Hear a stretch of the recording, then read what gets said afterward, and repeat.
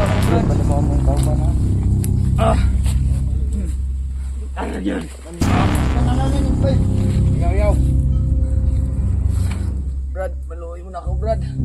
Ako nang itagubot. Ano ba yun mo siya? Tangin na mo!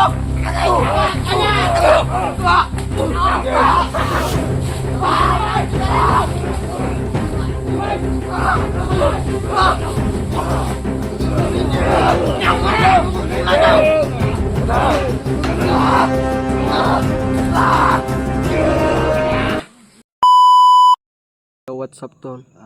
Isang mapagpalang araw po sa ating lahat, no? Sa ngayon mga tol, andito pa rin tayo, no? At iniisip kung paano tayo magsisimula ba, no? So explain ko lang sa inyo mga tol, yung si Buddy mga tol, nilibing ko, pero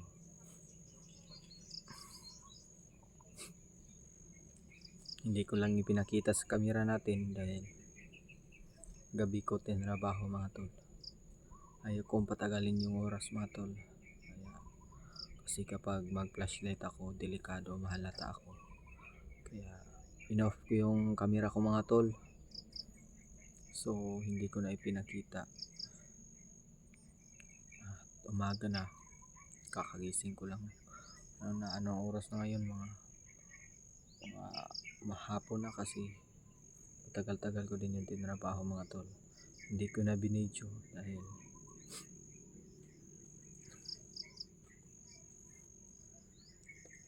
wag na, baka maiyak pa ako. Ngayon mga tol, magpapatuloy tayo kahit mag-isa tayo mga tol. Ganun naman talaga mga tol, no? May mawawala, may darating. Kaya tanggapin natin mga tol kung ano yung dumating sa atin at kung ano yung aalis or sino yung aalis. So wala tayong magagawa dahil kagustuhan po yun ng ating Panginoon mga tol. Explain ko lang sa inyo kung bakit nangyari yun mga tol. Hindi yun nakita ng camera natin kasi madilim-dilim na.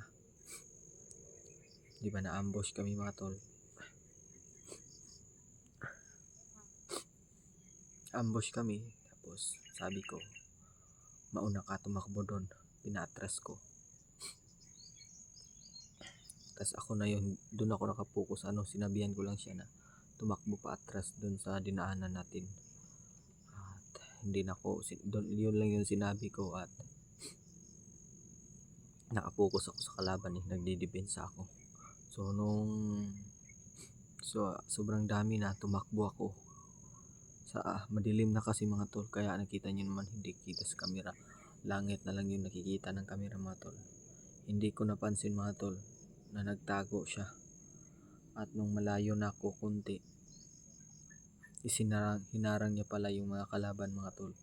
So hindi ko alam kung anong nasa isip niya, or pagod na ba siya,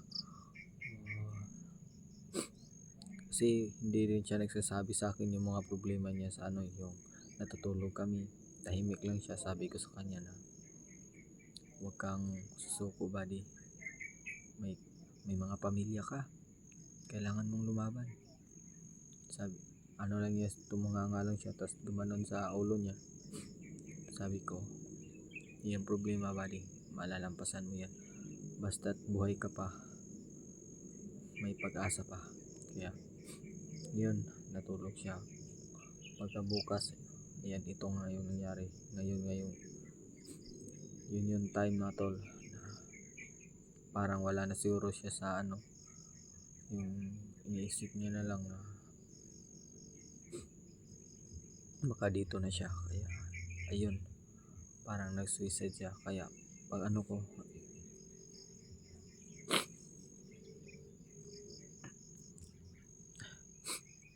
pinagdarasal ko na lang siya mga tol sa paglibing ko. Hindi ko na pinakita sa camera kasi sobrang iyak ko na nun mga tol.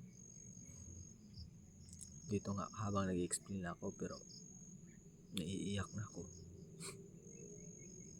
gusto kong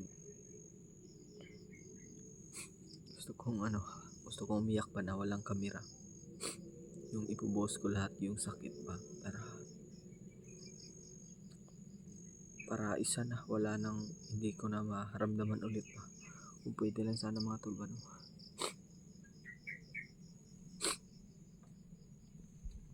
So sa mga ano dyan, sa mga solid natin dyan, no? Maraming salamat po dahil nandyan kayo para sumuporta sa atin. Nakapag-upload ako kagabi pero hindi ko masyadong ano kasi mahina yung signal. Habang natutulog na ako nag-upload yung video ko. Pero may nabasa ako doon na sila Kuya Pinuno ligtas na ni George mga tol. So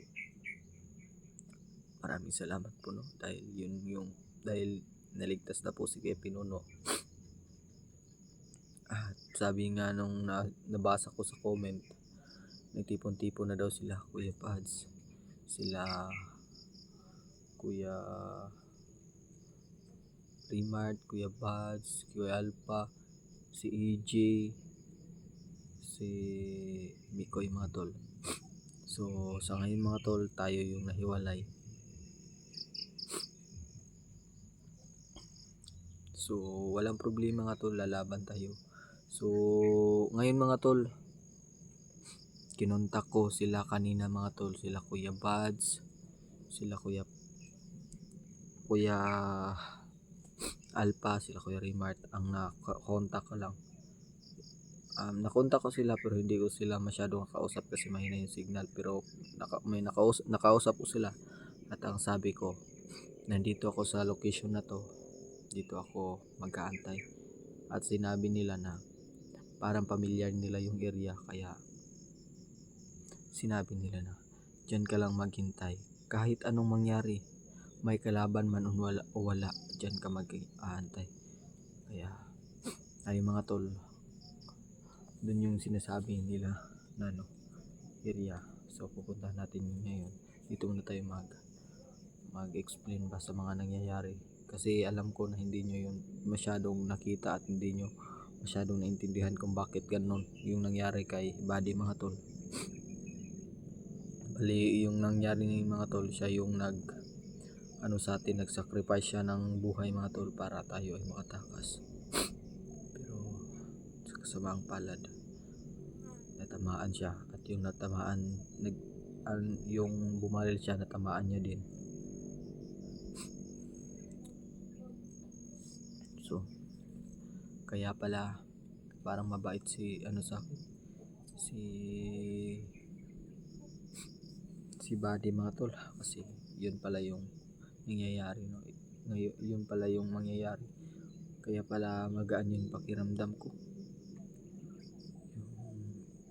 Yung gusto, yung alam yun, yung parang kapatid ko na siya ba, kapatid ko na yung turing sa kanya, kasi sabay kaming matutulog paggabi, kasi hindi kasi ako nag-on cam paggabi. Tinatry ko, nagsishare ako ng mga problema sa kanya, pero kasi focus lang siya sa pamilya niya. So habang ako nakikinig, sinabi niya sa akin na, Buddy, kung mawala man ako dito, sana yung pamilya ko hanapin mo. Yan yung huling mensahe niya sa akin bago kami natulog. At napag-isip-isip ko mga tol, na baka hindi niya kinaya, kasi yung gamot na nilagay ko is pa yun, hindi ko kasi nalagyan kaagad yung saging kasi may kalaban. Nakakalimutan ko kasi pag namin sa unahan, meron na naman sa unahan kalaban, yung nagpahinga kami. Kaya ganun pala mga tol, no? Kaya pala ang gaan pakiramdam natin ba, kung alam mo yun, yung komportable ka nang kasama din siya, na parang magkapatid na talaga kayo mga tol. So ayun,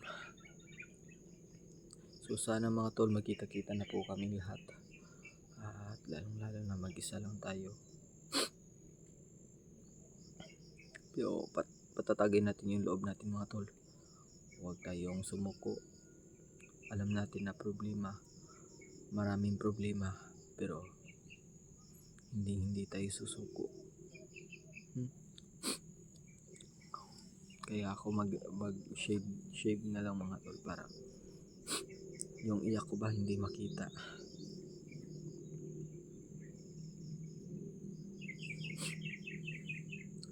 Si Pinuno, kinontak ko pero choppy yung boses niya. Pagpasensahan nyo na yung boses ko mga tol, parang tinatry ko lang talaga maging kalmado. Kasi alam nyo naman,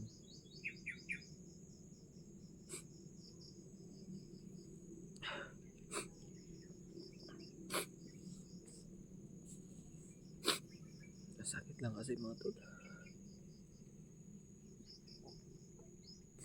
Ilang araw kami, kahit kunting oras lang kami nagsasama mga tol, pero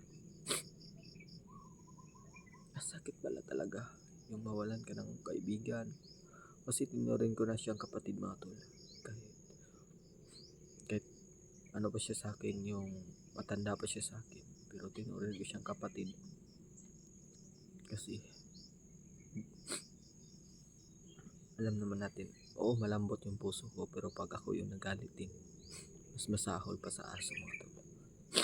Pero pag ako yung naawa sa isang tao mga tol, lahat gagawin ko. Yun sa mga na bagay. So shoutout po sa inyo lahat mga tol, no? So isang mapagpalang araw po sa atin, no? Dahil binigyan pa tayo ng Panginoon ng second chance, mga araw na nandito pa tayo sa mundo. Yun, magpapasalamat tayo sa Panginoon mga tol, lalo na dahil nakaabot pa tayo sa ngayon. Naabutan pa natin yung oras, naabutan pa natin yung nakaabot pa tayo sa gabi, nakatulog pa tayo. Yan, kahit sa ganyan na mga tol, napakalaking bagay, dahil hindi lahat ng mga tao ay nakaabot ng gabi or umaga. Hindi lahat ng tao ay nakagising sa umaga mga tol. Kaya kahit maliit, kahit ganyan na bagay mga tol, napakalaking bagay na po yan, no?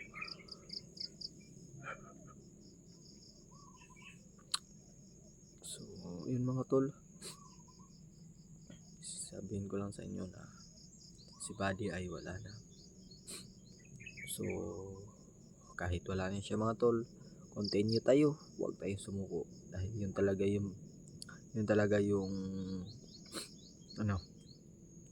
yung pagsubok natin sa buhay. Minsan may pagsubok na masaya, may pagsubok na mapait. Lahat yun malalampasan natin mga tol. Kahit kayo mga tol, alam ko yung may mga problema kayo, malalagpasan nyo rin yan. Magtiwala ka lang sa Panginoon mga tol. Kung hindi mo kaya, ipaubayan mo sa Panginoon, dahil siya yung magbibigay lakas sa iyo, at siya yung tutulong sa iyo para malampasan. Kaya magtiwala ka mga tol, magtiwala kayo sa katais-taasan. Kahit kung ano man posisyon meron kayo ngayon, magtiwala pa rin kayo, dahil kundi dahil sa kanya hindi ka aangat, hindi ka aabot sa kanyang sitwasyon. Kahit ako mga tol, nagpapasalamat ako sa Panginoon dahil binigyan niya ako ng buhay na ganito. Yung kahit alam nating mahirap tayo, pero may isa hindi ka pinagsisihan yun mga tol. May mga time na iinggit tayo, pero yung inggit na yun parang ginawa nating inspiration mga tol, no? May mainggit ka, pero parang ma-inspire ka ba o mainggit kasi ginawa mong siya, halimbawa siya nakabili siya ng motor, ikaw bike lang. So nainggit ka, pero siya yung dahilan kung bakit nagpupursige ka. Yan yung dahilan para kukunin mo, no? So magtiwala lang tayo sa process ng Panginoon mga tol. So huwag tayo sumuko, magpapatuloy na tayo, at anong oras na, at baka nandun na si Kuya Bats nag-aantay. So tara mga tol, God bless. Yun, mga tol. Tuloy tayo.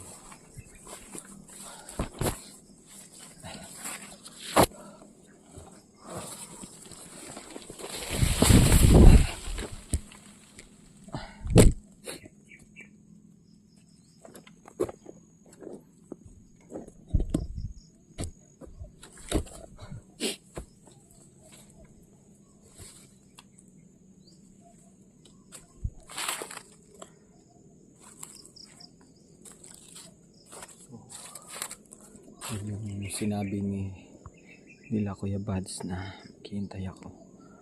So kahit ano mangyari mga tol, mag-iingat tayo. May kalaban man o wala, magtatago lang tayo para hindi tayo makita.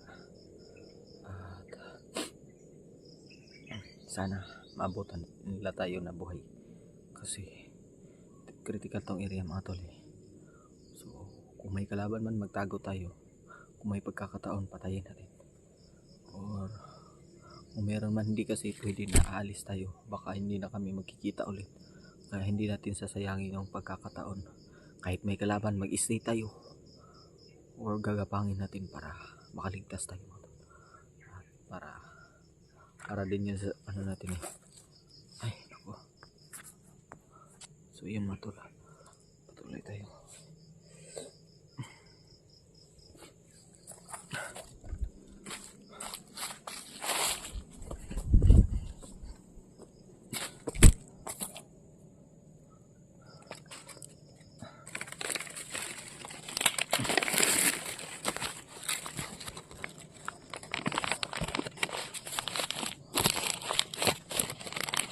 Natin ko ng dahon ng kamay ko kasi nagpipilit-pilit eh.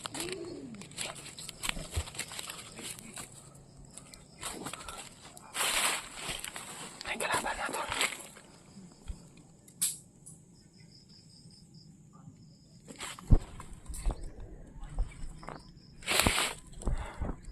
Sinasabi ko na nga ba, may nagkapang dito mga tol.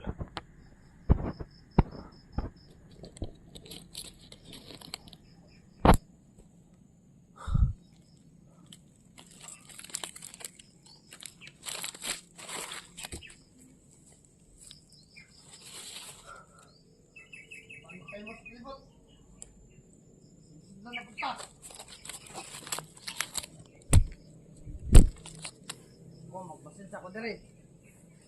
Ganda na punta.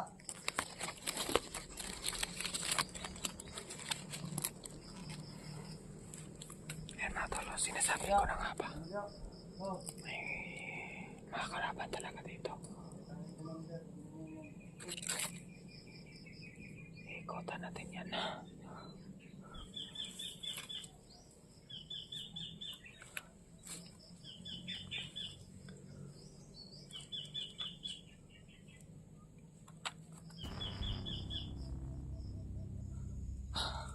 Kakapangin natin mga tol.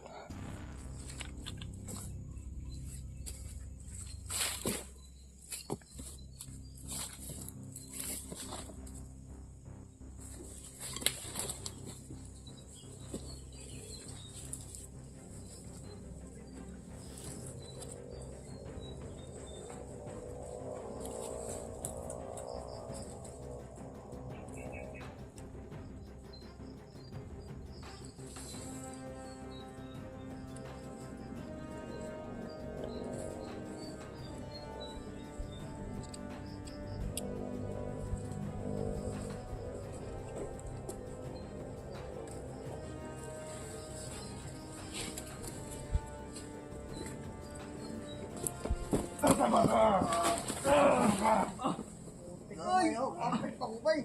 Ayun ka. Ako ka! Wala mo na tumanog! Tunog! Bigyan akong baril! Ayun, Brad. Ano yung lang mo? Ikot na naman nyo! Indot na mo. Malikot! Maluwi mo na ako, Brad. Ako ka? Maluwi mo na ako, Action, Brad. bali mo mong kauban ha? Ano yan? Pat ka na lang ba eh. Yaw! Brad, maluoy mo na ako, Brad. Huwag ko nang itagubot. Ganun patyon mo siya. Ikaw trip lang. Pag-ikot.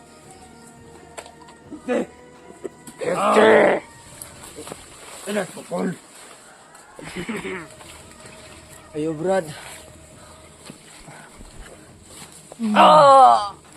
Ako na eh! Ha?